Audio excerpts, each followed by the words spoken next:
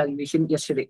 So what we're going to do today, we are going to build the analytics aspect of it, but not really. Like, you're not going to build anything specifically. You're just going to put the pieces together, write some prompt, put some instructions in place, use Antigravity IDE with the data agent kit, which you're going to try out today. And you're going to be able to use that to answer certain questions that you may use as a developer. You might be wondering, I'm a developer, I'm an engineer, I'm an analyst. Why am I going to use an IDE to answer analytics questions? Can someone tell me why? Let's say you're this team, you're the head of building this agent, or you're building it for your team or for your business, this agentic system for your business. Why would you need your IDE to help with analytics, which is direct access to data, especially giving you answers to specific questions? The answer is actually, in fact, in the agent that we built on the right side corner. But I want you to give me your reasons. Why do you think you would need, as an engineer or a developer who's actually building an agent, why would you need access to analytics out of the box in your IDE without having to go to any other external analytics platform? Integrated view of data. Heard about Antigravity. Okay. Troubleshooting and checking certain things. Easy access. Debugging and troubleshooting. You test the IDE integration with MCP tools. Great answer. Yes, that's one thing too. But even leaving the technical, the deep tech things aside, there's a very simple reason. If you notice, the app that we built, the agentic system that we built on session 3 of the season, you would have noticed on the right-hand side, there are some products that are listed. I told you that it's like most popular products depending on how many orders came in.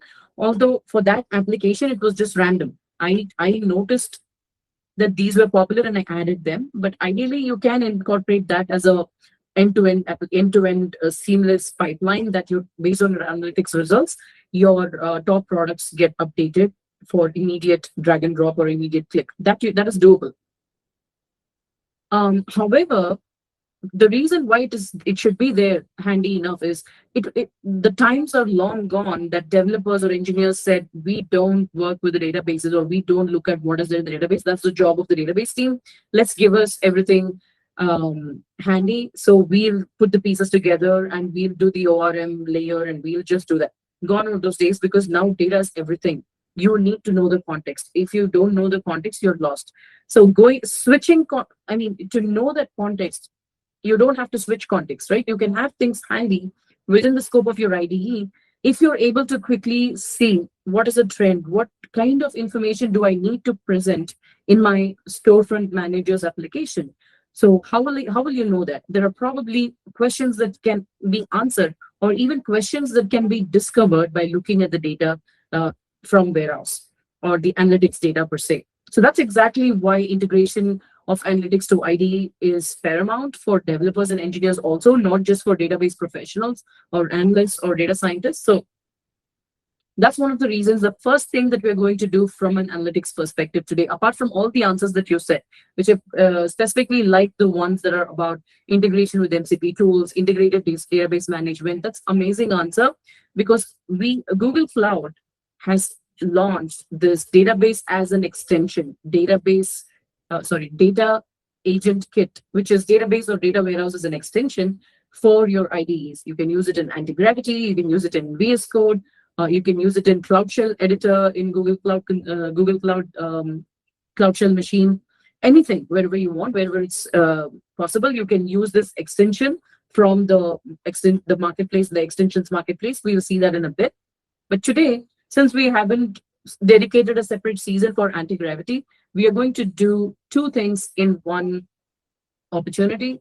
So one is we'll use Antigravity IDE, we'll enable that extension, and we'll see how to use that agentically, use your database and analytics data from within the scope of your IDE itself, to answer certain questions. We are not going to build the agent, that's already done. But here you're going to understand how you can leverage that for the future applications that you're going to build. So you have done two things already. When we get to that point, you would have done Antigravity IDE. You would have been introduced to Antigravity IDE and you would have done analytics using the agent data agent kit extension. Now, what's new about data agent kit extension? You might be wondering. This is not something that was there in the past. It's one of the first of its kind, or if I can be bold enough to say, it's the first of its kind per my knowledge. I've not used any other single database as an extension has been there. That has been there. But this is exposing an entire layer, the data cloud, Google Cloud's entire data cloud as an extension. This is one of its kind. So definitely it's way beyond what like you will see that. You will see for yourself accessing files, accessing everything that's there in your cloud storage, that's there in your BigQuery. Even if your data is elsewhere and you have federated it or you have used the Lakehouse integration to BigQuery as Big Lake, like we had done, and if you had used the meta store, anything that you've done is easily accessible from within the scope of your IDE. So that's number one, which is using the cloud data extension of Google Cloud from Antigravity IDE. Of course, you can use any IDE, but today we're going to use Antigravity IDE to do analytics without writing code, just writing some instructions and question. Number two, we are going to do BigQuery Analytics Agent Chat. BigQuery has these conversational analytics available now. This is very recent. This is right after Cloud Next and IO Connect. So you won't be able to do that particular part, the last part, which is the BigQuery Analytics, but I'll demonstrate that. You will still be able to use the data that you created with BigQuery or that we are going to create today, because as I always say, you don't have to worry if you miss any one of the sessions. We'll always repeat some of the important steps in case they need to be repeated. So we will insert the data in BigQuery again today in case you already deleted the tables in BigQuery, or those who are attending for the first time today don't have to worry. So you will have the data in BigQuery and you don't need billing account for that. You will definitely be able to use Data Studio without having to use billing account. So the second one is BigQuery. So that part, the BigQuery conversational agent, is something you will not be able to do without a billing account, but I'll demonstrate that. The third one is using Data Studio agents. So whatever agent you build with BigQuery or the data that you have in BigQuery or any database for that matter, but today we are going to be using the data warehouse intelligence from our Data Studio. You can visualize it the way you want. I'm going to demonstrate a few things that are there in the code lab. So we will go through those steps. I know there are a lot of questions coming in about billing account being required. That's not true. We don't need billing account for the steps that I instruct you to perform. Throughout the session, all of you had got hands-on for most of the steps which were earmarked particularly for no billing account provisioned steps. I think you all were able to do it. And for API key, you don't need billing account. That is correct. Yeah, correct. That's correct, Shishir. Jinsen, you would be able to do, there are two approaches. Every lab in this season has been, has this no billing account track in addition to the regular track. So you will be able to access those steps. You will not be able to run a knowledge catalog for sure. You would, because that requires a billing account. You will not be able to set up a AlloyDB cluster and instance. So we have given equivalent alternative paths to get the experience of how the data is set up and how the data is being used, just to get that experience. If you want to do the original approach, you can use the free $300 trial credits that you get when you sign up for Google Cloud. Also, there are other ways to get like $1,000 credits and other things if you're using this app builder and other stuff, but it's up to you. All of those things require a minimum billing account, which is not minimum, but your details to be put in to begin with. Even though you won't use it, if you clean up properly, you will not have to spend anything, but there is a requirement for you to set up with your credit card. So our sessions are not going to guide you to set up your credit card or anything. Our sessions are designed in a way that you are able to get hands-on in every session this season with a separate track for no billing account of experience. All right, with that, let's get started with the code lab. I'm going to share my screen really quickly. Allow me a moment. In the meantime, take a moment to open the code lab and get ready. Open console.cloud.google.com and open console. What else do we have to open? Yeah, just do these two things. In the meantime, let me share my screen for the code lab. Arko, if you can send the code lab and the console.google link, Google Cloud link, please do that.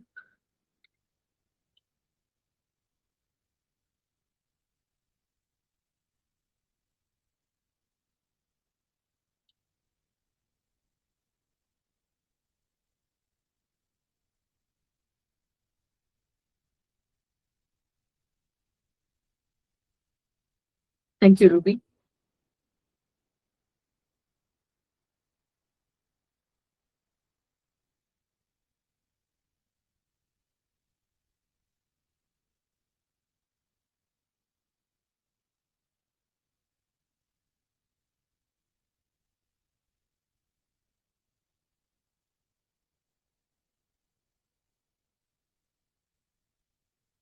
All right. So here we go. Like I said, we already went through the overview of what we've been doing in part 1, 2, 3, and 4. And today we'll be building, like I said, IDE first analytics with Antigravity IDE and Google Cloud Data Agent Kit. And then we'll build conversational data agents with BigQuery. And we'll democratize those agents so you can build Data Studio reporting intelligence on your own. Moving on, before you begin, let's get started with this step. Make sure your code lab is open so that you can copy paste some stuff. Google Cloud Console, open that by either using the link that was sent to you in chat or right click this hyperlinked Google Cloud Console phrase in step 2, which is before you begin. Open link in new tab. So once you see the landing page, it should be looking like this. Either this or you may have something else, like you have a $300 free credit experience or something like that. So it's okay, that doesn't matter. You should be able to see Google Cloud logo on the top left corner, and right next to it you will also see a project picker drop down. If you already have existing project and you've been using that throughout the season, continue to do that. Or you have just joined now but you still have existing project which you want to continue to use, please do that. For folks who are brand new to Google Cloud and have not used or do not have an existing project, or you want to create a new project, click the project picker drop down right here, which is right next to the Google Cloud logo. And in the open project and new project dialog box, go ahead and click the new project button. Okay, now you have to provision a project name for it. Make sure your project name is long enough so that it doesn't append additional numbers in the end, like you see in mine. So you can just make it like analytics or Code Vipassana season 15, data agents or something like that. So it doesn't unnecessarily add more numbers in the end to the project ID. Or if you're okay with whatever it's adding, just make sure to take a note of the project ID and save it somewhere so that you can use it in the application. We will use it in our instructions. So please make a note of your project ID. What you are entering on top is the project name. Project ID will get auto-generated, but you can get this at any point in time. I'll show you how. But for now, go ahead and click the create button. You don't have to select anything else. Just enter the project name and click create. It should create the project. And you should be able to see your project in the project picker drop down. So how do you get project ID? Whenever you need your project ID, always come back to your Google Cloud Console by right-clicking Google Cloud logo and opening in a new tab, or just clicking Google Cloud logo, or if you can already see the project picker, just click that. Against your project name on the right-hand side, you will see the project ID. So anytime you want, you can copy it, but I don't want to repeat these instructions again, so that's why I'm saying copy this ID somewhere so that you know or you remember your project ID. All right. So now that the project is created or existing project is selected, make sure you're able to see the active project, which is your intended project for this session. All right. Now, what's the second point in this step 2 of the code lab? We don't need billing account. Scroll down, G-Cloud auth list. Make sure we'll activate our Cloud Shell machine. So how are we going to do that? Right next to the search bar, you would see Gemini Cloud Assist, and right next to that is Activate Cloud Shell button. Click that. And once you click that, you should be able to see Cloud Shell terminal. It will ask you to authorize. Go ahead and authorize it. If it asks you for password, go ahead and enter, authorize it. That's what's important. And once you authorize it, you should be able to see your Cloud Shell terminal initializing.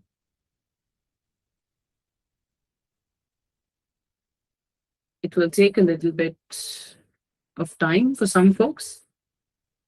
I'm using a different machine today for demo, so it's going to take a little bit extra.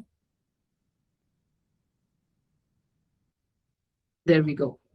So I have my Cloud Shell machine up, Cloud Shell terminal showing, and make sure you can see your account. That is the account that you're logged in with, showing here, followed by your project ID right before the dollar prompt. If you don't see your project ID here, then it means you're not authorized or your project ID is not set. So go ahead and copy the command that is right above that line, above the last line, which is gcloud config set project ID. Replace the project ID with your project ID. Now, if you don't know if you don't see that command like I'm showing, like it's showing in mine, just use this command. It's gcloud config set project and replace the angle brackets with your project ID. All right, I've just pinged that in the chat. So now that we have, so go to Google Cloud Console and just open the Activate Cloud Shell button, which is right next to Gemini Cloud Assist. Once you click that, it will take a few seconds to for the terminal to initialize, and then you will see the Cloud Shell terminal like you're seeing in my screen. If it asks you to authorize, go ahead and authorize. Once you authorize, you should see your project ID before the dollar prompt in the terminal. If it doesn't show your project ID, you should run the command that I sent in the chat. It's also there in the code lab. It is also there in the terminal right above the last line. It's gcloud config set project followed by your project ID. Once you set that, it will take about a second or two. You should be able to see your project ID before the dollar prompt like you're seeing in my screen right now. Now we have activated our Cloud Shell. All right, going back to the code lab, Cloud Shell is activated. We've already enabled the APIs, but if you haven't, go ahead and enable all these things. We don't need to do this for today's session, although you will need BigQuery because you're going to set up some tables. In case folks who are new or who have created a new project today, you will have to run this. So copy this, and apparently there is some extra space in this command. So I would recommend you to copy it from the chat. I'm going to send this to you in chat shortly. So allow me a second. I'll paste that.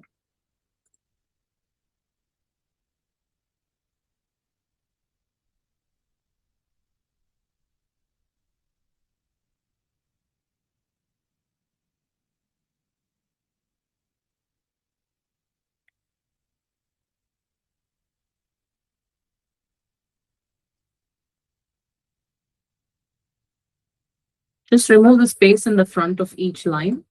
That was causing issues for folks yesterday. Oh, thank you, Kunal. Yeah. So in my machine, it's all already enabled, so I'm not going to run it. But make sure you just run this. You can use Kunal's most recent or Arjun's most recent message to eliminate the Arjun's message, although looks like it has space. I'm not sure. So yeah, I have sent one in the bottom and then pin it so that you can go back and find this. So use this last command that I've sent here in the chat to enable the services, because we will be using this to we will be using BigQuery service to set up the data. So that's the reason I'm asking you to enable APIs. Even if you don't enable, when you open BigQuery, it will prompt you to enable the API. So don't worry about it if you're not able to complete this step. But at this point, we are done with the initial, like before you begin steps. The first thing we are going to do once we get started right now, which is in about a few, like 1 minute or two, is open BigQuery and we'll set up the data. For folks who still have the data that we created from session 1, you're totally fine. You don't have to do anything. You can just listen in until I say, okay, now we'll use the data. We'll add more data to it, right? So for now, you can hold on. We are going to create that data set from the scratch. It will take about like less than 5 minutes. So we'll just quickly set up that data set with the um, values, like with the tables and columns and everything, with records in BigQuery, and then we'll get back to continuing this session. All right, let's do that. But before that, show of thumbs, how many of you are following? How many of you are able to create a project, set it all up, and okay, perfect. Now let's go ahead and set up BigQuery. For folks who already have this data set, you don't have to do it. If you already have the data, don't have to do it. Folks who are new and folks who have not done this, let's get started. Yeah.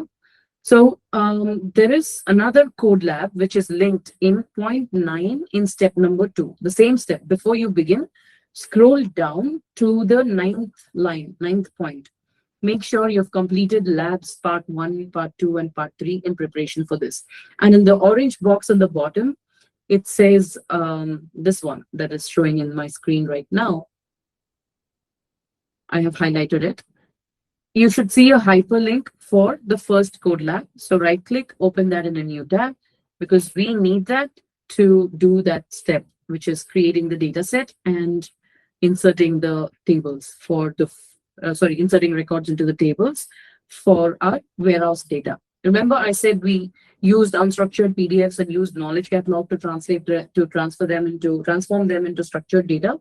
So that step we are not going to repeat, but we are going to, since I've already exposed the data in CSV files, we are just going to download those files and use it directly in your BigQuery tables without having to go through every single step.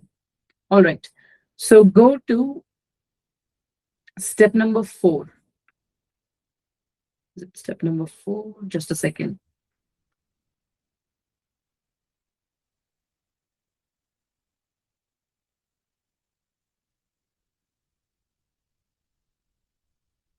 Step number 8, sorry, not step number 4.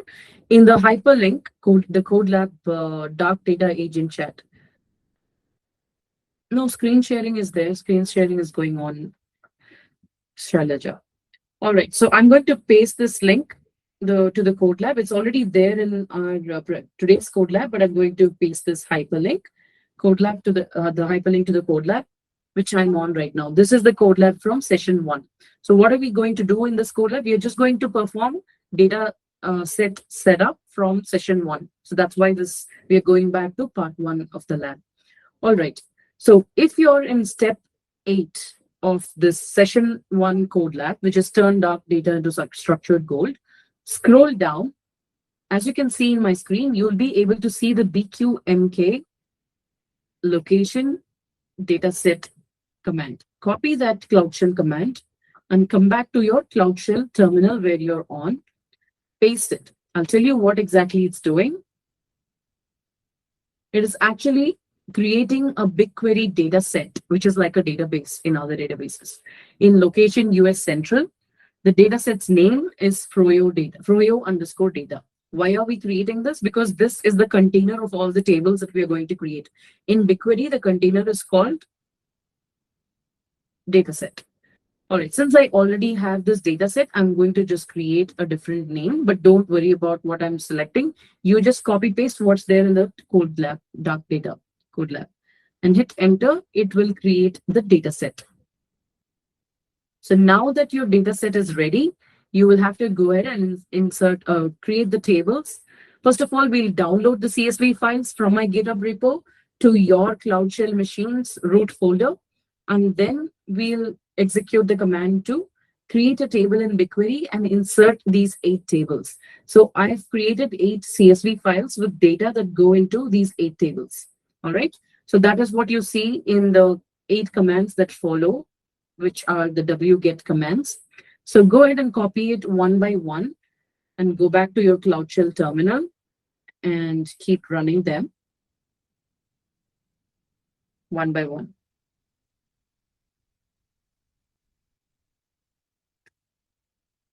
All right, so this will just download these files in your current working directory. Hit enter. Done. Do this, repeat this for all 8 files. You should run these commands in your Cloud Shell terminal where you created your data set. 2. I'm going to run the third one.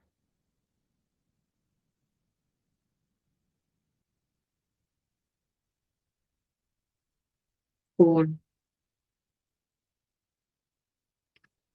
What it's basically, this command is just downloading these CSVs to your local, to your Cloud Shell local. 5.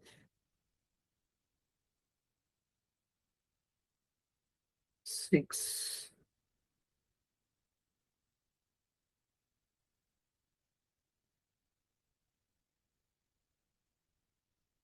7.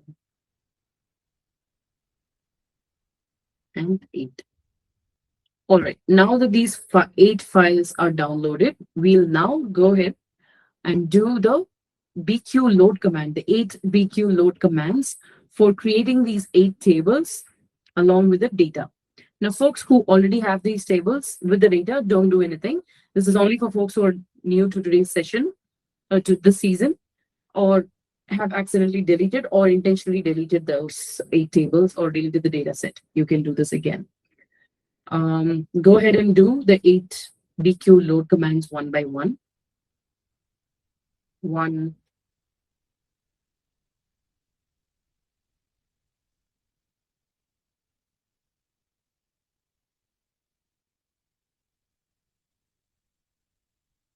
'It will take about 5 seconds for it to complete for each one. 2,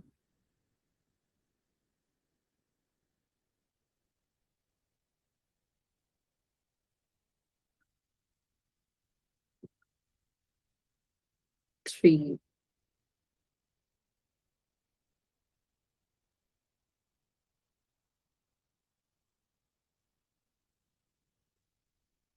'Just copy from CodeLab and execute it here. That's all we are doing. 4.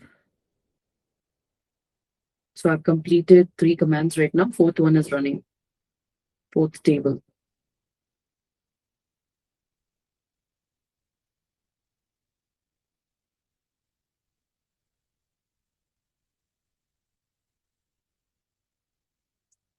5.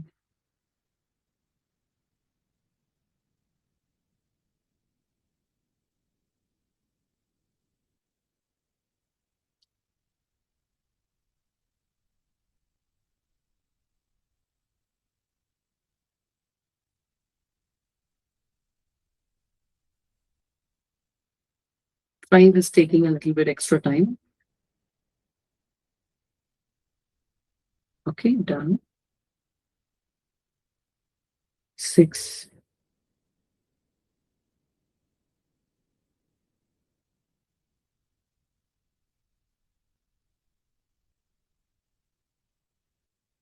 2 more. 7.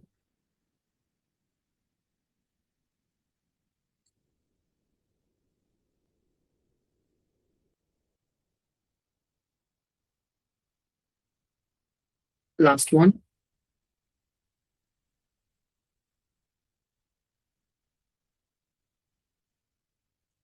All right. Last one is running. So the result of this is 8 tables in the new BigQuery dataset that we have just set up with data in each of those tables. Let's go ahead and check that. I've just completed it. I hope you all were able to successfully complete it. Let's check. Once this is complete, you should be able to go to BigQuery and check this. All right, right-click the Google Cloud logo, open link in new tab, and in the Google Cloud console that shows up, search in the search bar, search for BigQuery together, BigQuery, one word. Select that, and you will be seeing BigQuery console just like you're seeing in mine right now. So open the newly created dataset. Expand your you should see your project ID in the Explorer pane. The left is the navigation pane. You can just push that aside, and you have to be in the Explorer pane. You should see your project ID here. For folks who did not enable the API, if it asks you to enable it now, go ahead and do it. No, activation of APIs will not require billing account, Sai Venkat. A lot of folks were able to successfully do that, but if it's okay, even if you're not enabling billing account, just continue with this step. Expand the project ID. You should be able to see your project ID in the Explorer pane. Expand it and scroll down to find your newly created data set and expand the data set.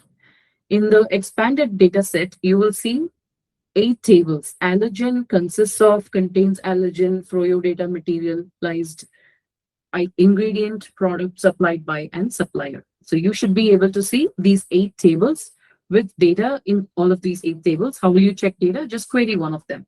Just do a select star from um, froyo underscore data dot allergen, because within BigQuery, you have to run it with the data set prefix. There we go. So you see data in it. Show of thumbs, how many of you were able to successfully set this up and create it? Create table, set up BigQuery's data set and create the tables and records. Perfect. Thanks for confirming. Moving to the code lab. So now that our BigQuery data and everything, the warehouse data is ready, we have to expand that data. Remember how we created in AlloyDB, we created the transactional table for inserting orders. And yesterday during evaluation, I told you that we don't have enough orders, or we don't have enough orders because we only use that application a couple of times, right? We don't have enough orders to evaluate with real-time data. So we went ahead and simulated it.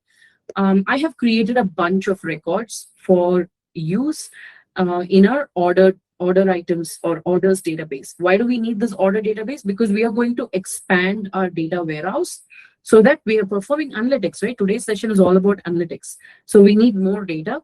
So just to, simulate usage, just to simulate more number of transactions, more number of orders.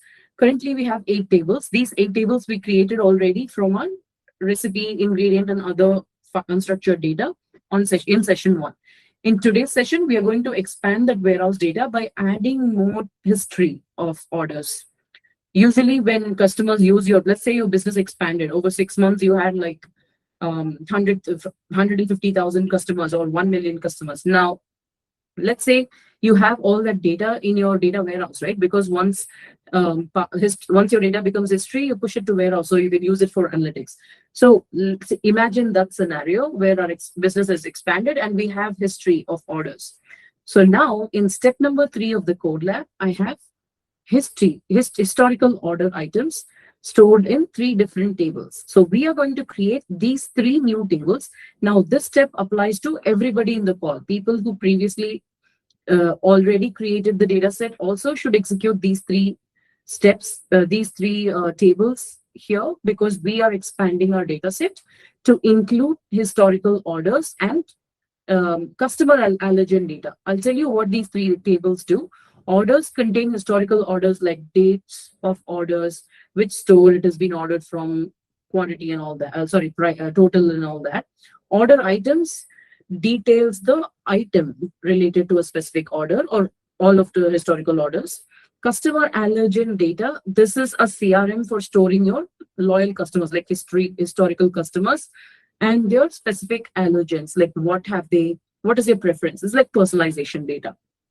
All right. So we are going to expand our data set to contain these 3 because analytics will involve data like this, right? All right. Now let's go ahead and from step 3 in the code lab, scroll down to point number 3. You will see 3 more wget commands here. Everyone, even if you attended session 1 or all 4 sessions, you have to do this step. So copy it one by one and run it from your Cloud Shell terminal where we are right now.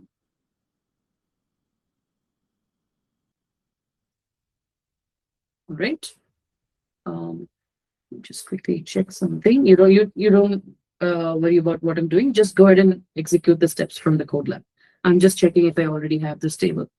I do, so I'll replace the name, but you can continue. All right, first run the 3 wget commands one by one from our current code lab, today's code lab. The previous code lab's work is over. The turn dark data into structure role, you can close that.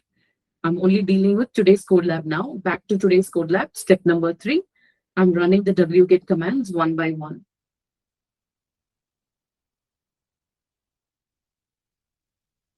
Third one, Perfect. Now that I have these three files in my local machine, that is Cloud Shell machine, I'm going to run the BQ load command for creating these three tables along with the data. So go to scroll down to point number 7 and step number 3 of today's code lab. Copy the first BQ load command, come back here and run it.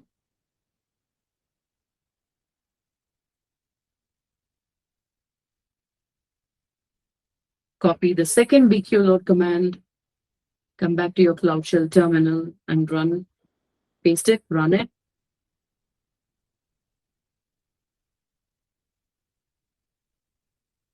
So we're done with order and order items, orders and order items. Now we are going to do the third BQ load, which is customer allergen data. Copy that information and paste it here and execute this command. So now we have three more tables in BigQuery dataset froyo_data. Let's go ahead and query this and see once it completes. All right, there we go. So now I go back here. Look at this. This is what your orders table should look like. It will have about 10,000 orders or something. Yeah, because it's analytics data. Your business is expanded, right? So you have more customers, you have more orders, so on and so forth. So you can query all the three tables to ensure your data is present. All right. Show of thumbs, how many of you completed expanding your data warehouse data? Thank you so much for confirming. Moving on, now that our data warehouse is established, our analytics data is ready, what's left? Moving to the data agent kit, we are going to open Antigravity IDE. So here you will have to do a little bit of installation. I'm going to guide you through that step. First up, you need to download the IDE. So you have to, if you go to step 4 of the code lab, the link is there, but it's not hyperlinked, so you wouldn't identify that. What is Antigravity IDE? It is Google's next generation agent first development environment. Why is it agent first? Because your actions, your instructions are agentically and autonomously executed on your behalf, of course, with your consent, rather than just listening to you and generating response for you. It's multimodal in nature, meaning it can contextually understand your multimodal input and is capable of generating multimodal output as well. It also has a native browser capability that allows you to perform browser actions while you are within the scope of your IDE.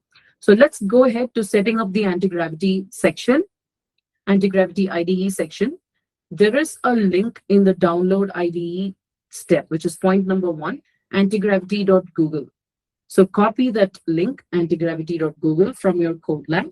It's not hyperlinked, but it's there. Just copy that, open a new tab, and look for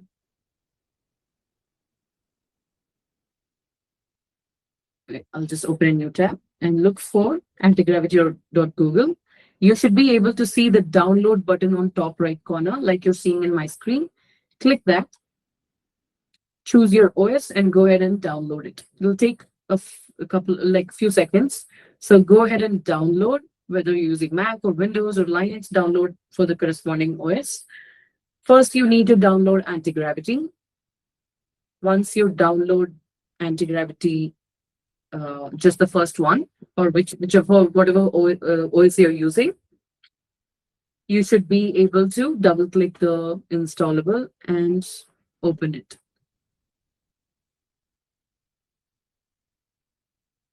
So this is what it will look like, your Antigravity terminal, not terminal, sorry, platform tool.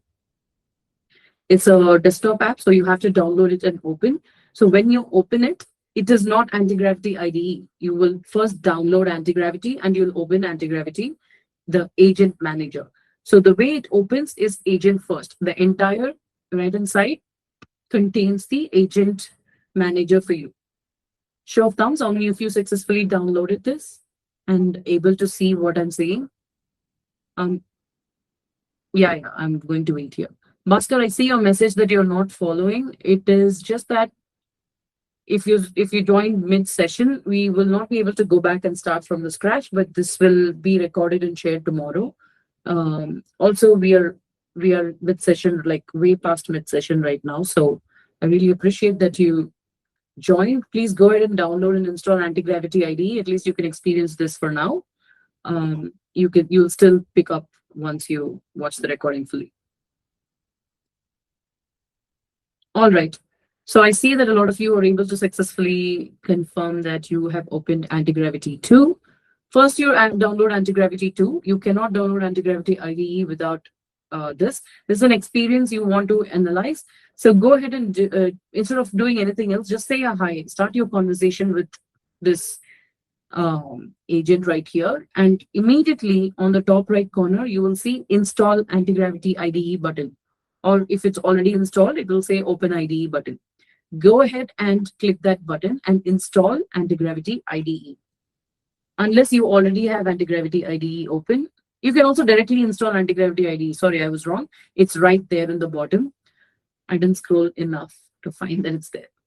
Either way, it's fine. Use both. One is for pure agent-based interactive, like one is for researching, ideating and all that. And once you are ready to move with your design, you will just go to IDE, like we're seeing right here, and like what you saw in my screen right now. Where is it? Sorry, it's this one. You use it for your strategizing piece, and once you're ready with your code or ready to code, you can click Install IDE or Open IDE and navigate to your IDE. That's how I prefer, but you can, from the antigravity.google download page, if you scroll down, you would already see Antigravity IDE ready to be downloaded. So you don't have to download the first one if you don't need it. All right. It won't be a black screen, Sai. You should be able to see download on the top right corner. It's antigravity.google/download. That's the link. Can someone please send that link? Yes, Antigravity 2 is agent first, strategy first, or chat first agent. It's like it only contains agent manager, and IDE is the actual code editor. Ultimately, Antigravity will be able to push you to Antigravity IDE as soon as you're ready to code. It's just that it's used in different phases. One is for strategizing and ideating phase, and then you move into IDE. It's just for a stage-by-stage approach. You can see the definition right here in the three things that are available for you on the download page. All right. So show of thumbs, how many of you were able to successfully download Antigravity IDE and open it right here? Okay. Now, thank you for confirming. Go to the code lab. It tells you exactly what you'll do. It gives you the screenshots as well. Install Antigravity, run the installer, open the application, create a workspace. Okay, this is why you needed to do the Antigravity first. You need to actually create a working folder. So go ahead and create a working folder. So how do I do it? I'm right here. You can either create a new conversation or you can create a brand new project from the projects. If you can see my screen right here, this is not Antigravity IDE. I'm still in Antigravity app. So we downloaded two things. Just open the first one, which is Antigravity, not the Antigravity IDE. If you open the first one, which is Antigravity, you should see on the left-hand side, which is the Project Explorer, you would see Projects menu. Against the Projects menu on the right-hand side of Projects, you would see Create New Project Folder. Click that, and you would be able to select New Project or Quick Start. I would recommend you just clicking New Project. Add a folder or just create a brand new folder from your local, and then just name your project from the scratch. If you don't have an existing project, just create a brand new, which is given there in your code lab. So what does your code lab say? Create a working folder. It should appear in the projects list on the left. In my case, I have named it as Agent Data Cloud. What you're seeing in my screen, right? I have named it as Agent Space Data Space Cloud. You can name it same thing or anything you want. I already have it, so I did not press enter. All right, I already created it in preparation for this session. So what did I do? I went to Antigravity downloads page, which is also linked to the code lab. and I downloaded the first one, which is Antigravity 2.0. And then I opened it. On the left-hand side under projects, I clicked create new project, and I clicked new project, and I skipped the select folder, and I gave the name Agent Data Cloud, and I clicked create. And then what I did, I said a hi in the chat. The moment I said hi, on the top right corner, I got an option to install IDE. I clicked that. An alternative approach to that is to go to the download page, scroll down. You will see Antigravity IDE download option there as well. So click your download option for your intended OS. And once you have downloaded it, it will take a few seconds. That's it. You would be able to see the installable, double click that, and executable, double click that, and you will be able to see Antigravity IDE running. In my case, I already have some initial setup done, so that's why you're seeing text. Don't worry about this. When you create an existing folder in Antigravity 2.0, it will automatically create that in IDE as well. So how will you open that? You just click Explorer and make sure you're able to see the new project that you created in Antigravity 2.0 console. You will not see anything. You will just have a blank project, Agent Data Cloud. Show of thumbs, how many of you got to this point?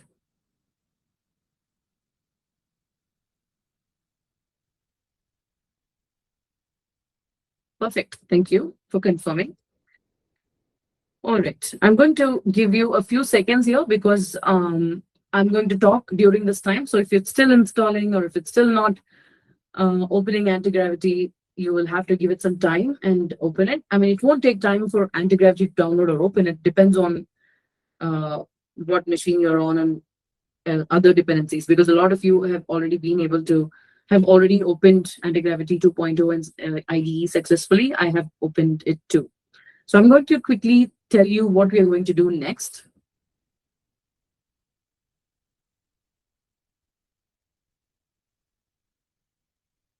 Your IDE is open, right?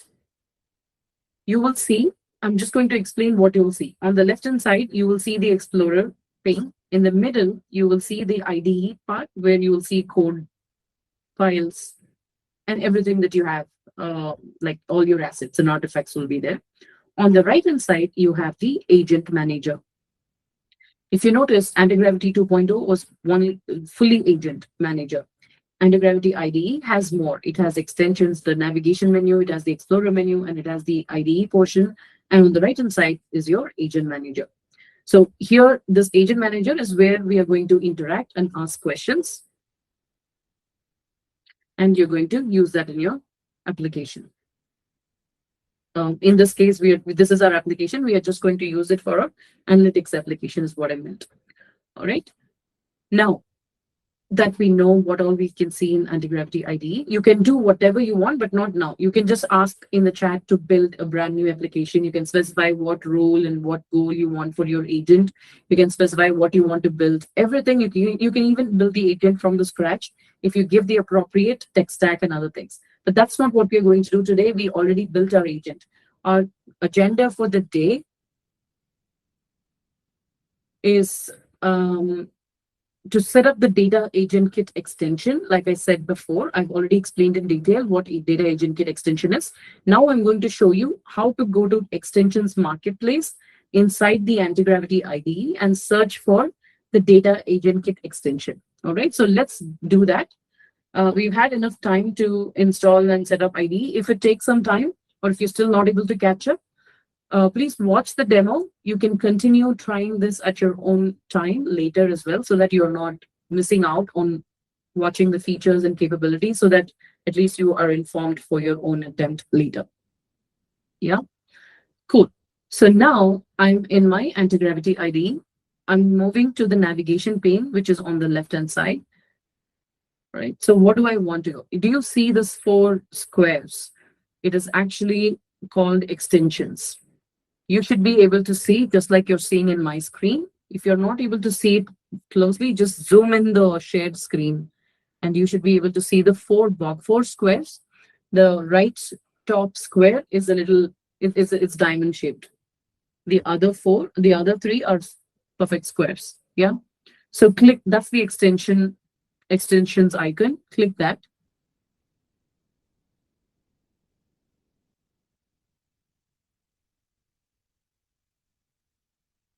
So you should be able to see the extensions pane right now, right where you saw the Project Explorer or the Explorer pane. So for folks who are wondering what is extensions are snippets or tools or accessories that external, like third party or even first party products or first party features and tools that we have built, like in this case, the Agent Data Kit extension, and they are available in Marketplace for you to include for your experience in IDE so that you don't have to code like cave people anymore, because it'll help you. It's been around. It's not a new thing. It's not an agentic thing, or it's not an LLM thing. Extensions have always existed as part of IDEs. You just use them so that you get that experience of a specific service at an IDE level. So we are going to go to extensions, which is the four squares icon, which is represented by this four squares icon. You click that, and you should see the extensions pane popped up. Scroll down, or in the search extension search bar, go ahead and search for data. Oh, actually, it popped up. Data Space Agent, Google Cloud Data Agent, or you can just search for Google Cloud Data Agent. It's there in the code lab. Just copy what is there in the code lab. It says Google Cloud Data Agent Kit extension. It's there in step 4 of the code lab, which is set up the Data Agent Kit extension section.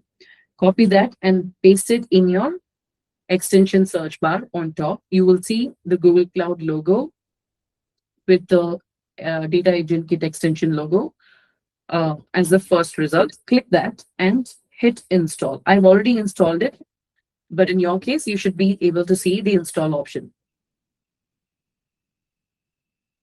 It'll take a few seconds here. Once it installs, you can now get out of the extensions tab, click the Project Explorer icon, and now you'll be able to see your Explorer pane again. Now, where is this extension that you just installed? You would be able to see the same logo that you saw in the extensions marketplace, the Google Cloud Data Agent Kit extension. Click that. So it is in the shape of Google Cloud logo. It also has the Data Agent Kit addition to the logo. So click that. Once you click that, you will be, I have some additional extensions, so you would see multiple, but click this Agent Kit extension, and you would be able to see all those things that are available for you. Go to settings. Click Google Cloud Data Agent Kit extension on the extension pane. And in the Explorer pane, you will see Google Cloud Data Agent Kit. The last option or one of these options should be settings. Click settings. And in settings, you will see 4 things: quick start guide, settings, report bug, and sign out of Google Cloud. Or in your case, if you're not signed in, it'll ask you to sign into Google Cloud. Sign into Google Cloud by choosing the right project. Click settings. And you should see what you're seeing in my screen right now. I'll wait here for 15 seconds so you all can catch up.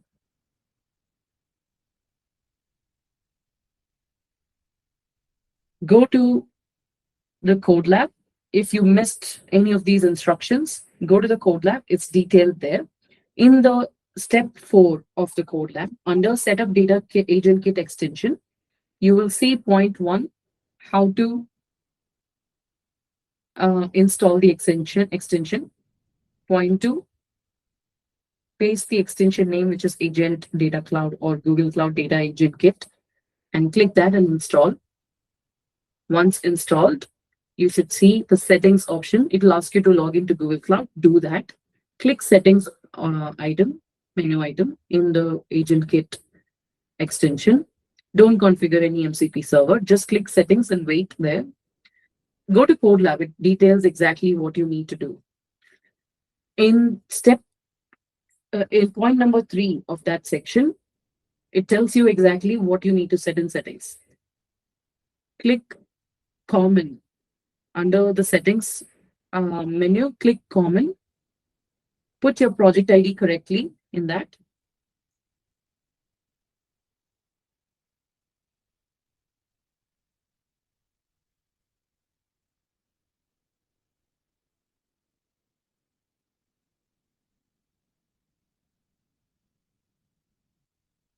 Yeah, perfect.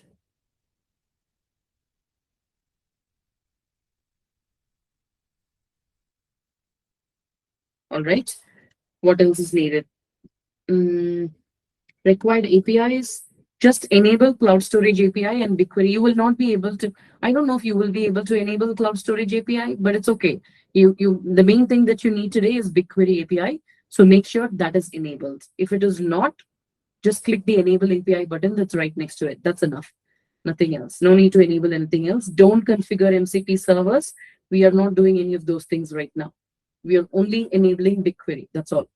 And then go to skills in the settings. We are not going to change anything, but these are the skills that are already defined out of the box that comes with this extension. So what are agent skills? We discussed this yesterday. Skills are reusable assets. It's an MD file, basically. It's a skill.md file, which are reusable assets that or instructions or files or anything that your agent will have to repeatedly use without you having to repeatedly passing that in the context, right? So it's actually skills is something that your agent is natively should be capable of or should be aware of or should be in control of. So that's exactly what skills is. And as part of this extension, all of these skills are by default installed and ready to go for you. It should be the green checks that you should see there. You don't have to do anything. I'm just showing that it is available to you. Now close settings tab.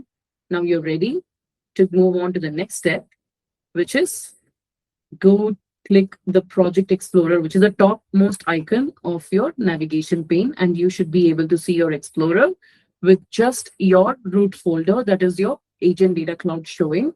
And maybe you will see a workspace file, doesn't matter.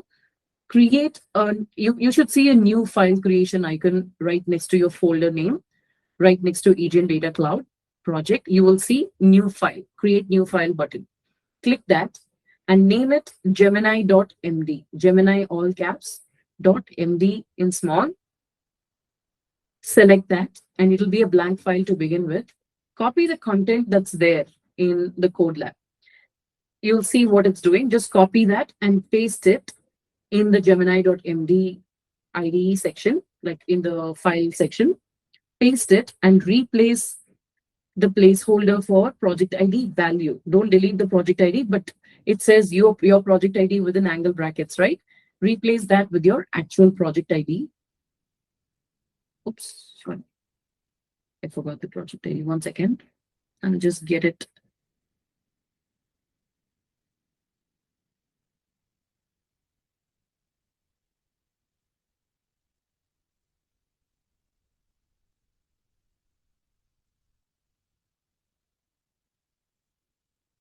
All right. Replace your project ID placeholder with your actual project ID and see what it's saying. It's just instructing, it's just guiding the agent to use a specific project. It's guiding the agent to use, it's explaining what the business domain is all about. It is saying what table to use, what data set to use, how to answer questions, how to understand the user question, all those. It's not hard-coded rules.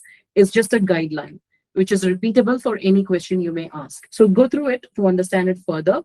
But we are all set. Now we are going to use the intelligence that we have created using a simple natural language question. You have a highly capable AI agent sitting directly in your IDE, ready to write code, generate SQL, or analyze architecture, or respond to your analytics questions.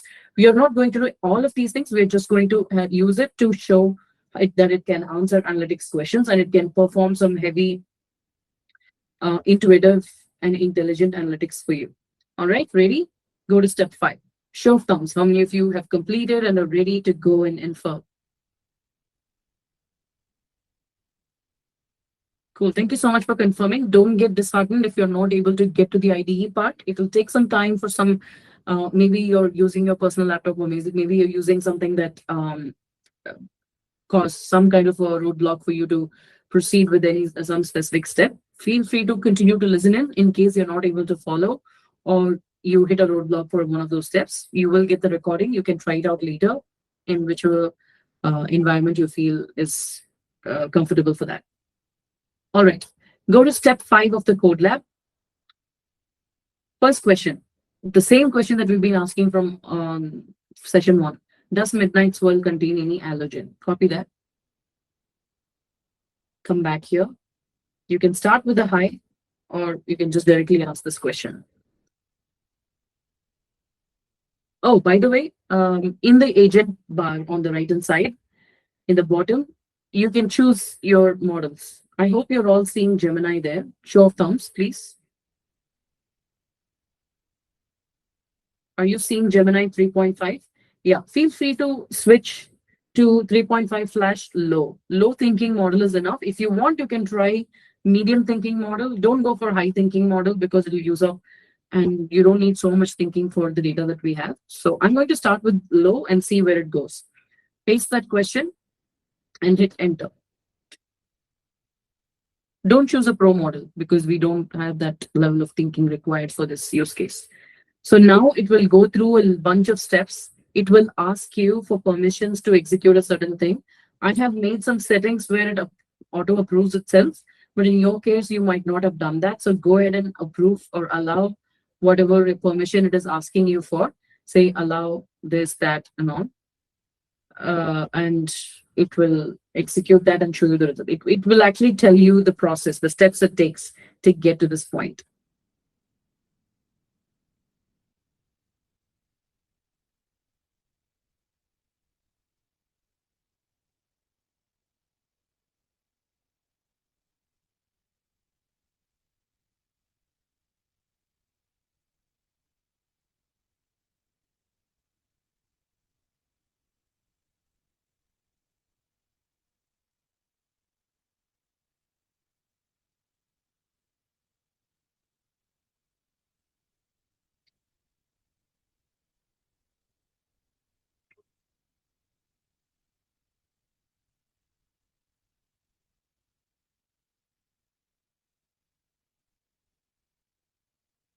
Anyone got answers?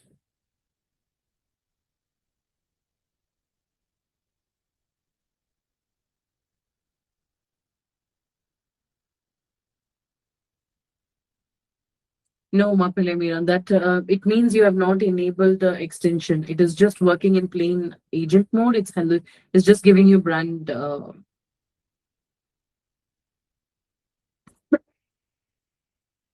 You've not followed the skills. You have not pasted the instructions in Gemini.md.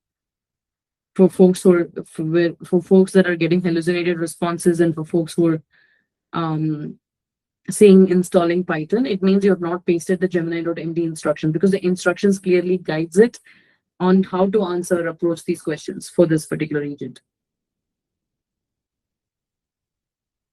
It will take its desired approach, but that's why we give the instructions.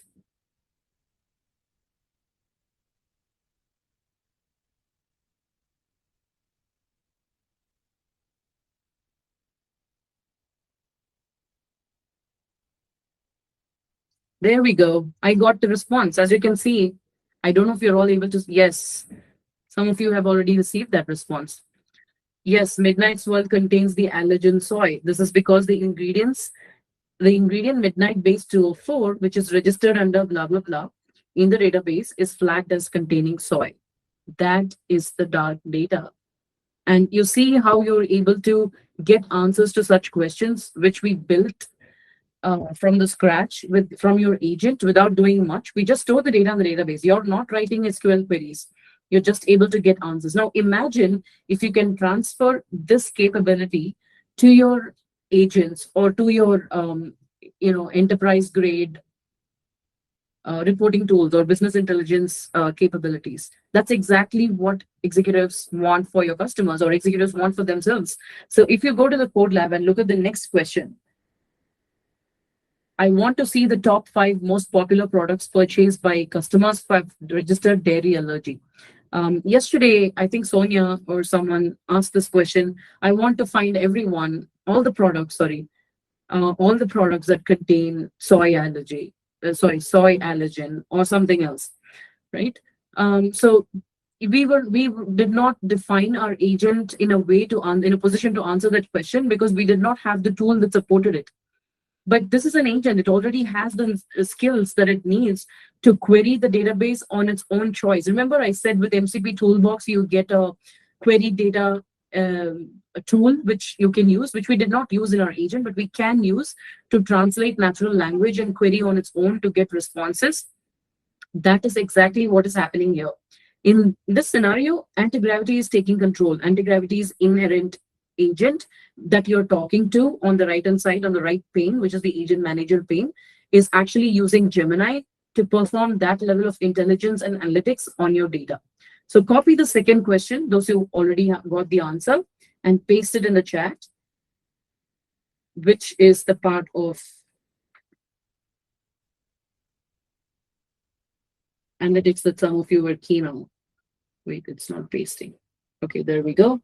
So I want to see the top 5 most popular products purchased by customers who have a registered dairy allergy. So now you might be wondering, where is it getting customer data? Remember, we expanded our data warehouse to add more tables, 3 more tables that has customer allergen table, if you remember. So that has customer information as to customer preferences and allergens that have been recorded, and that's what we're going to see shortly. Show of thumbs in the meanwhile. How many of you successfully got answer and soy to our first question? I see a few of you in the chat as well confirming that you got that, so I'm going to take that as a yes. So now it means we don't need to define tools code like what we did earlier. No. So what we did was that's a great question, Uttam. So that's the difference between IDE grade experience versus agent for your consumers. We built the agentic application with tools and code and other things for your business application. That is what your consumers or your business will use.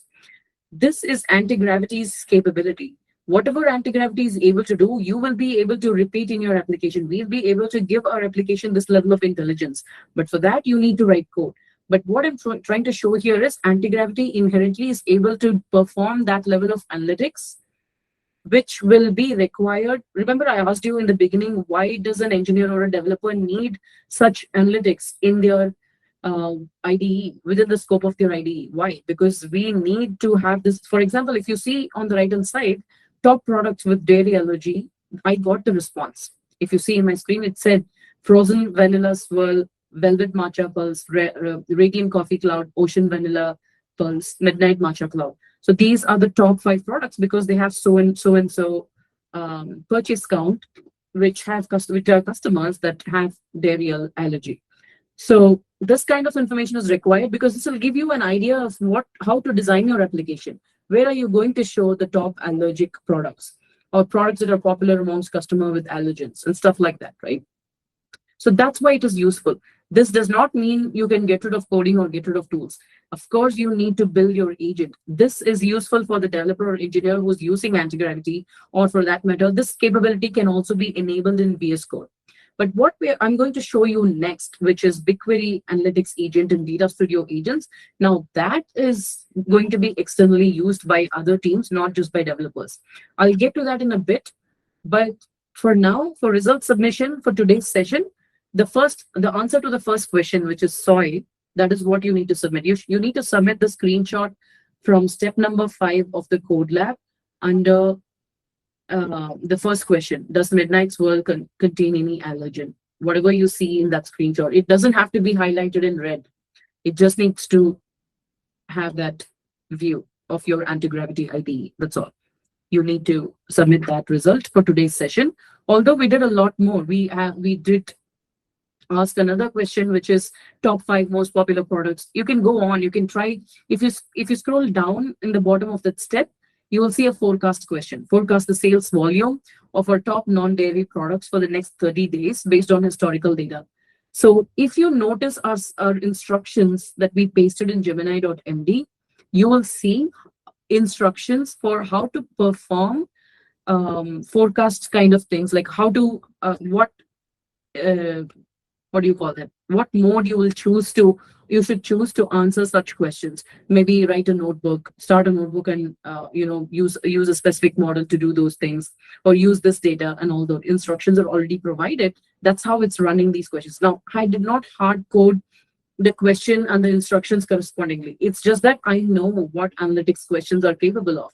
So I just said for analytics questions, use SQL. For forecast or predictive kind of questions, start a Python notebook or something like that. So based on the instructions, it's doing its job. That's it. It's not hard coded. It's just answering you in real time. It's just guided by our instructions to take a specific route to answer your question without you having. Typically in the past or even in the present, there are companies or developers, if you're say a supply chain head or your marketing head or your sales head is asking this question, okay, tell me the sales volume of a top non-dairy products. All of a sudden, the analytics team will scramble around or build out a whole pipeline to get this response. But now even your IDE is capable of answering those things. But that's not its purpose. It's for the developers and the engineers, whoever is using, or even the business that's enhancing, adding more features. You can use this information to make your application prompt out or design it in a way that is using the analytics data as a steering factor for your design. That's it. Anyway, moving on from this, I've already told you what to submit for today's code lab and where will you submit it. I'll send you the result submission link here in chat.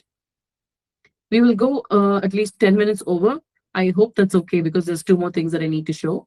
It'll be fairly straightforward, but so this is our last session for the season. I'm requesting all of you to just, if possible, stay back for 10 more minutes. So we'll finish the other two steps as well. At this point, you don't have to try the next step hands-on because you won't have access to build conversational agent in BigQuery without a billing account, but you would have experienced up to this point. All right, so I've sent you the result link, result submission link. It's go.gle/result validation. Go in there and you need to select the season, select the last session. And I already told you what you need to submit. The first screenshot of step number 5 in the code lab. You don't need to submit it with a highlight. If your Antigravity gave you the result of soy, that's exactly this whole screenshot of your Antigravity IDE is what you need to submit. Perfect. Moving on to step number 6. I'm not looking at questions right now because we'll finish this and chat maybe later in LinkedIn or something. We'll get going with the next step. Yeah. Conversational analytics in BigQuery. So now whatever we did in IDE is specific to you, the development team or the engineering team or the specific prototyping team that's using these IDEs, or even the engineering team that's building the application, or the operations team that's helping out the leadership team to get out the answers to these. However, what if you want to enable or empower your leadership or your other teams, or even sometimes in the case of customers, if you want to empower them with agents that can answer these questions to the teams or to the individuals without you having to sit and open IDE and use Antigravity or use any IDE in agent mode to answer those questions. How will you do that? You need an independent, fully hosted, managed agent that can take care of these questions for you, that can be individually used. That's why we said democratizing analytics. Like anyone can go in there, ask questions and get answers, even if you have not programmed for it specifically. So that's exactly what we are going to see right now with conversational analytics in BigQuery. Now, we already have BigQuery data. We have everything available. Whatever you did so far is free. It's possible. But this particular conversation agent requires access to the Gemini Enterprise platform, agentic platform, and that requires billing accounts. That's sadly why you won't be able to experience this if you're trying it with no billing account, which is still fine. You'll get to see what we're going to do. So let's look at it right now. So I have already provisioned the permissions for my project and my billing account. I have Gemini Data Analytics Data Agent Owner. This is the permission that is required for the user who's going to use this agent or build this agent. So I have given this permission to the user. And then I've enabled the required APIs, which is Data Analytics API. So that's right here. How would you enable the Data Analytics API? Go to BigQuery, go to Agents, and then you should be able to do the step 2. Enabling that API will tell you whether or not you'll be able to perform that. So where do I go and enable this? I'll go to BigQuery, go to your navigation pane. Sorry, I'm not able to see that. Just a second. There we go. Okay, here it is. Agents. As you can see, there is agents in the navigation pane. I click that.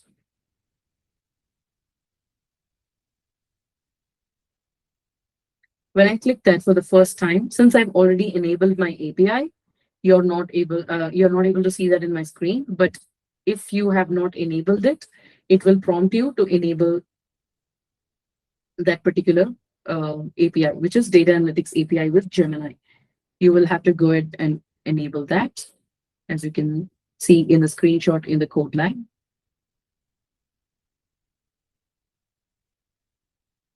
In my case, I've enabled it. It will follow up with 2 additional APIs, which is Gemini in BigQuery and Gemini for Google Cloud. Enabling the data analytics API will in turn enable 2 APIs. Again, it will ask for your permission. You have to click that. And once you click that, it will enable that for both of those APIs, which is data analytics API with Gemini and Gemini for Google Cloud API. Enable both of those things. It's done. In my case, next, you should now see the agent page. So let's see how it looks for me. So here I am. I'll click the new agent button. I'm sorry. Click the new agent button. And now you can see untitled agent pane in the center. This is the BigQuery console. And on the right-hand side, you have your preview. All right. Now, what is the next step in the code lab? I'm going to name my agent Froyo agent. I think I already have this. So let me just quickly jump to that one.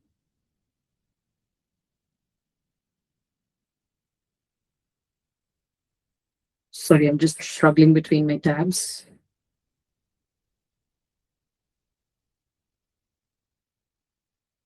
Allow me 1 second. There we go.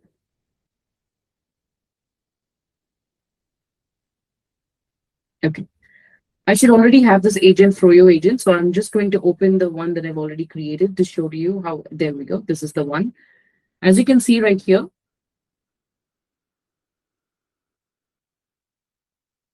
I'll edit agent so that you can see what it already has. All right, agent name, Froyo agent. Agent description helps with answering Froyo products. These are all inputs that I provided. Products, allergen, ingredient, recipe, customer, order, sales, related questions. That's the job of this agent. That's it. All right, knowledge sources. Now, this is the critical part. Why? Because you have to add the data sources that are required for your agent to answer questions. So you remember the 8 plus 3 tables that we created? You have to add all of those tables here so that your agent has the access to data sources. Now, is adding data sources enough?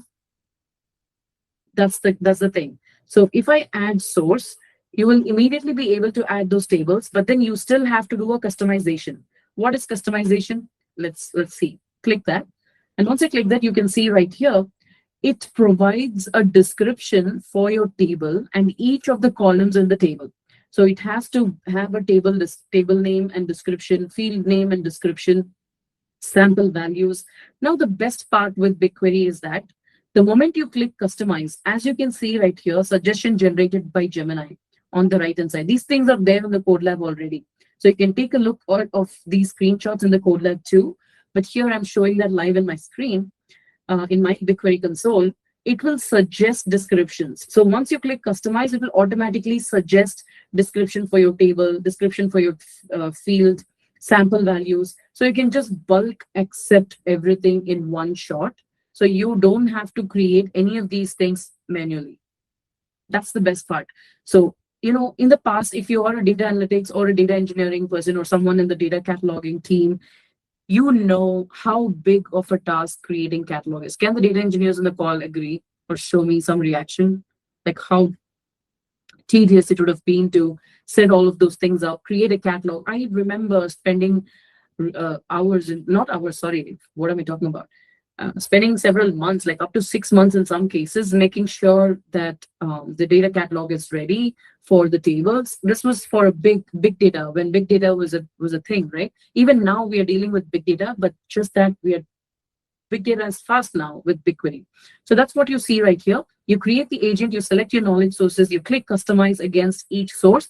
Automatically, it catalogs the entire table along with your columns and everything, including sample data.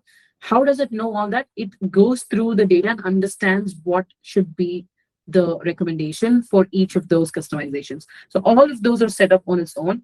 Only thing that you will add here are instructions. So you will provide the instructions. Remember the instructions that we gave in Antigravity IDE? I copy pasted the exact same thing here. Exact same thing. The only difference is no difference at all. Just replace your project ID. That's all.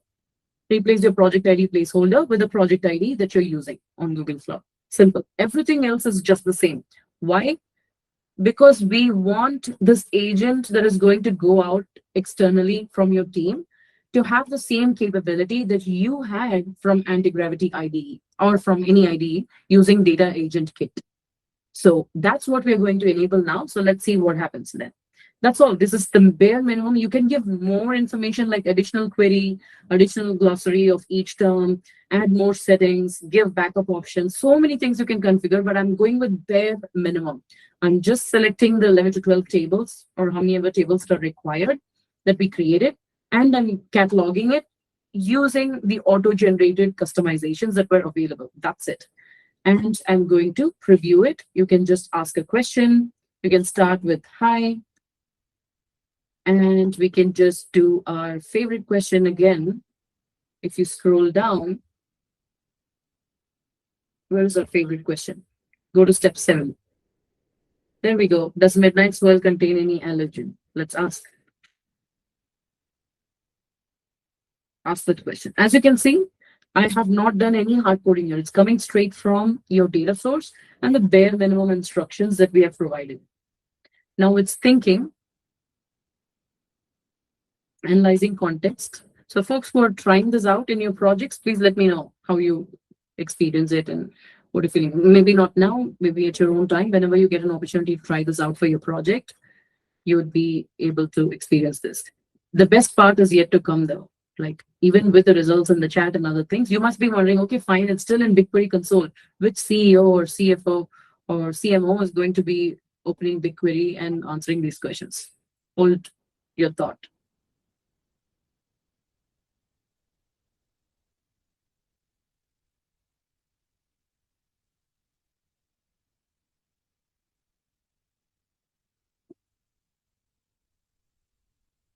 Okay, there we go. I don't know if you're able to see my screen, but I'll zoom in. There we go. I got the answer. Allergen name, soy, ingredient ID, so-and-so. Allergen found. It's coming up with the insights. And it's following up with more questions. Are there any other products that contain soy? This is the same question that one of you asked yesterday. So you can just hit enter and watch what's happening with that. So let it go on. But I'm going to also show you the next question I had planned in the, while that's going on, we can also look at more options here. I want to see the top 5 most popular products. The same question that we asked Antigravity. You can try that again. But look at this. BigQuery chat comes up with more information. It comes up with charts. It comes up with tables. It comes up with graphs to answer your question because it's meant for analytics. It's meant for business users. Rama, I know that you're saying that small team, definitely they'll do, but that's not the answer I was hoping for. I was hoping that someone will say, no, I'm sure there's a feature that allows them to access it democratically without having to go to BigQuery. That's exactly what we're going to see right now. But hold on, but let's see first whether it's able to get the answer to this one. While it's thinking, go check out the code lab for other questions that I asked. Top 5 most popular products. The answer that we got in BigQuery in Antigravity IDE is exactly what we are looking at right here as well.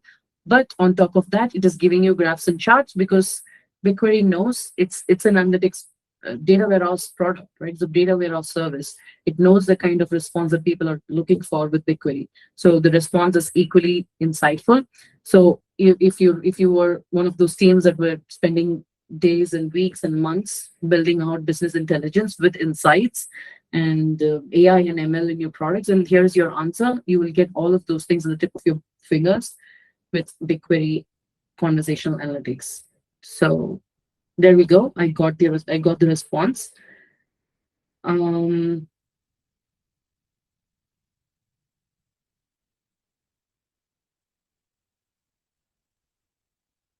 it says Midnight's World remains the only product in the current catalog confirmed to contain soy based on the existing mappings. I hope that's true. Someone can prove me wrong if you found that. But yeah, let's. I'm not going to test it out right now, but it's saying it's the only item. But still, that's an answer. I hope that the teams that use this intelligence are that I have made all the tests and everything ready, and only when the agent is absolutely ready to hit your leadership or the consumers for this dashboard, that's when we release it, right? So assuming that this data set has only one product that has soy, that's our answer, which is great. Now let's move on to the next question. If you want to try out the next question, you can do that too, to see those graphical answers right here.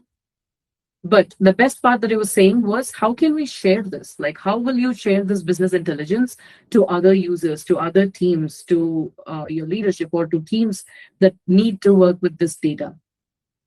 That's exactly where the sharing option comes in. I'll talk about that in a little bit, because there's one other important question, which is forecast the sales volume. If you remember, I had bookmarked this question in Antigravity IDE. I didn't really hit enter, but you can actually hit enter here, and I have presented my answer in my previous run right here in the code lab. As you can see, it gives you the SQL, the query that it used to get the answer. It gives you the graph based on the sales volume and the forecast response for the next 3 months or whatever duration, 30 days that you have asked for. It also gives you the detailed insights about the forecast. Consistent demand for lemon mist and chocolate pulse, stable forecast, growth opportunities. It's saying products like lemon mist appear to have higher historical peaks, suggesting their primary choices for customers seeking dairy-free alternatives. So these are the kind of insights that businesses look for. So those are things that we did not design to begin with. Those are just naturally how a data warehouse is supposed to perform, and BigQuery is able to support all of that intelligently and inherently. I'm just going to quickly check if I have the result. There we go. The question, I want to see top 5 most popular products purchased by customers. I got the response in a table fashion. It has given me the SQL. I can ask it to generate the graphs. I don't know why it automatically did not, but yeah, I don't remember if I've turned it off or something, but you can ask it to generate graphs, to a colorful graph to match this and give more insights. For now, it has given me the insights on the table. Feel free to try out the forecast question as well. But moving on, remember I said that the publishing, the sharing part.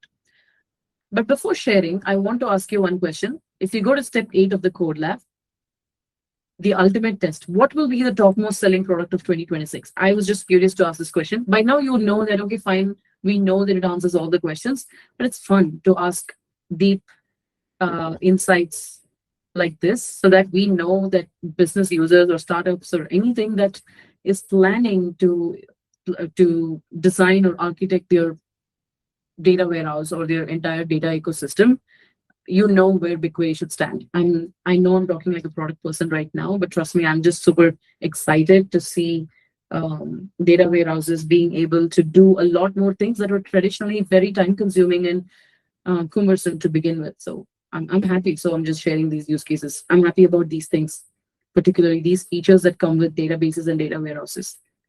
Anyway, my previous run for this question was able to get me exactly this answer. Frozen vanilla swirl is estimated to be the most selling product of 2026, and the projected sales is so and so. And it has given me insights also why it thinks it will reach approximately 700 units in sales by end of 2026. I know this is based on our data, which is not too much. That's why it's showing 700 units, but still, it's going to be the top product, top selling product, and how to plan inventory and insights like that. So those are the things that are really intuitive for business users. So you can experience those things yourself. Moving on, publishing your agent. So I have been building up to this step. I know, sorry for that, but it's pretty straightforward. You click the publish button. I'll show that in BigQuery. Once you click publish, your agent gets published. So what exactly happens? In the agent configuration page, click the publish button.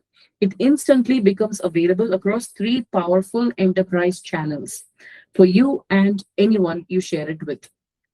BigQuery, of course, they can always use the link to this agent from BigQuery. They can go to the agent manager console. I'll show you that in a bit. From where I clicked this agent in the first place. That's the spot. You can go to BigQuery and find it, or you can go to Conversational Analytics API, which is the REST endpoint. It can be exposed as a REST endpoint by any teams that want to use this data without having to build out analytics from the scratch.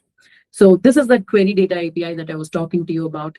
So I was going to use this query data tool from MCP Toolbox, which will inherently make this capability possible. Next is Data Studio, which is what we're going to see next. In 2 minutes, it'll be over. It's just that once you click publish, you will see the third option as Data Studio. Clicking that link will directly navigate you to Data Studio. Ideally, you would be building out reports there in Data Studio using the data from your BigQuery data set. However, clicking this link directly will take you to Data Studio agents, which means your business users or anyone who wants to use this business intelligence can directly use that last link, which is Data Studio's link, and get the response to their questions, whatever it is that they want to ask using Data Studio report as a chat, Data Studio agent, sorry, not report. We'll see these 3 options right now really quickly. There we go. I got the result for the top selling product. The same thing, it's consistent. It says frozen vanilla swirl is a top selling product along with 10. It has given the top 10. The first one still remains the same, which is frozen vanilla swirl, which is awesome. It's consistent, so I'm assuming that's accurate. All right, now go ahead and save this. It's already saved and published. So that's why my publish option is disabled, and save the agent changes. And once it's done, publish becomes enabled now. So once I click publish, like I said, you can see the 3 options.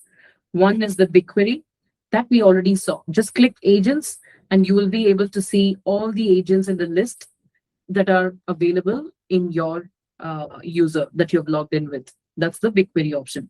Second option is Conversational Analytics. This is just the REST endpoint option, which is really important if you want to programmatically expose your chat agent to other applications. So now, remember the agent that we built entirely from the scratch, it can be enhanced using this API as a catch-all situation. Like if your agent does not have, if your MCP toolbox tools.yaml does not have enough tools to answer all the questions, create a new tool that can access this Conversational Analytics API as a fallback, so that any natural language question that's coming in, which does not have a supporting tool, will still be addressed using our Conversational Analytics API that we have exposed in BigQuery.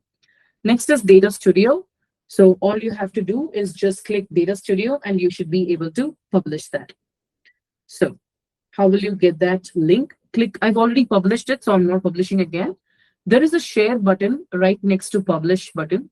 There is a drop down too. Click that drop down of share and you see 2 links. Copy link to agent in Data Studio. This is what you need to copy and open in a new tab or give it to your executives who are looking to see this agent and talk to this agent. So there we go. Once I click that link, I'm opening Data Studio right now. I'm saying get started.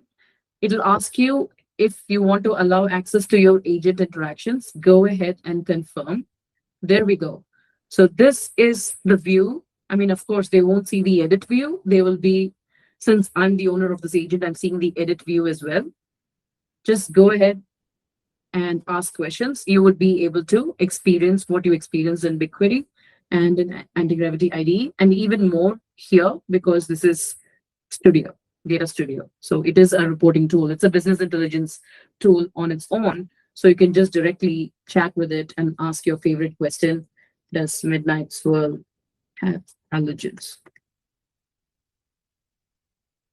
That's it. So that's pretty much it for today's session.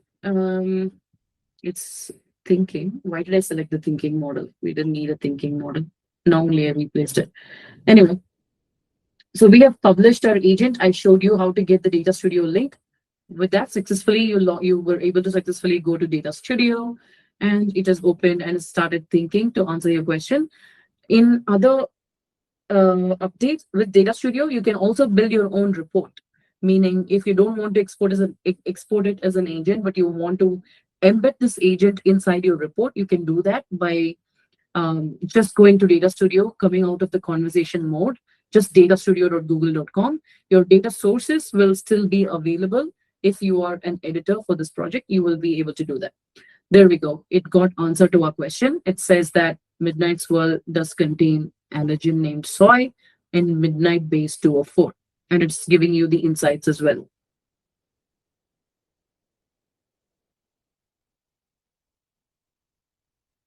That's pretty much it for today's session. I hope you enjoyed building all this. Show of thumbs, how many of you followed me through this step?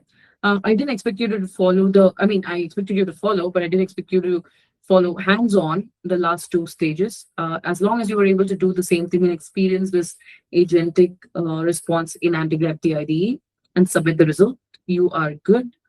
You should be able to try out BigQuery Analytics in your projects that you're building for your business or for your organization or for yourself. If you had issues working with Antigravity IDE, please try it out later, follow the recording and the code lab.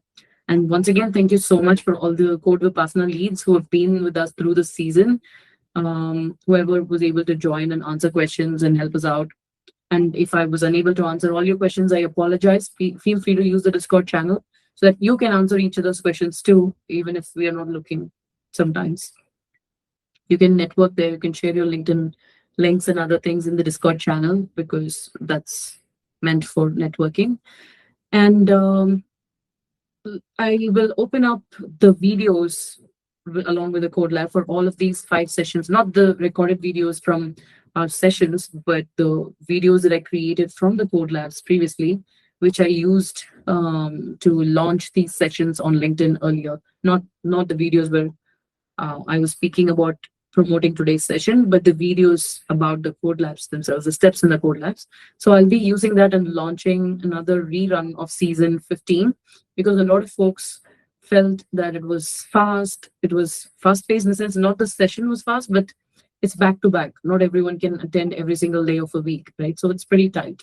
So I want to rerun this next week once I'm back from Delhi for Cloud Summit that's happening on 6th, which is in 2 days, Saturday. So I'll be in Delhi for that. But once I'm back, I'll reopen a rerun.